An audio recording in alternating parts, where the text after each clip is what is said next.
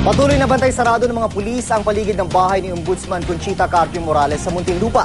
May live report si Maria Bulaklak Ausente. Maria? Yes, June, magdamag nga ang pagbabantay ng pulisya dito naman sa Carpio Compound sa Barangay Putatan sa Muntinlupa. Ito nga'y matapos may matagpo ang granada sa harapan ng bahay ni Ombudsman Conchita Carpio Morales kahapon. Bukod sa security guards ng bahay, nandito rin ang ilang miyembro ng Southern Police District Station 5. Tahimik naman dito sa paligid ng bahay ng Ombudsman. Pero maya-maya ay susubukan nating makapanayam si Ombudsman bago ito pumasok ng opisina. Samantala, patuloy pa yung tinutukoy ng SPD Explosives and Ordnance Division kung kanino posible nanggaling ang granadang iniwan base na rin sa lot number na makikita dito.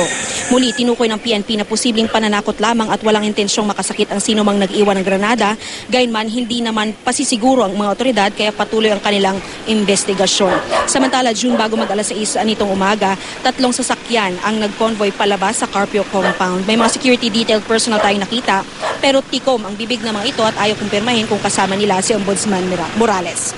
At yan munang latest mula dito sa Muntinlupa, June. Maraming salamat, Maria Bulaklak Ausente.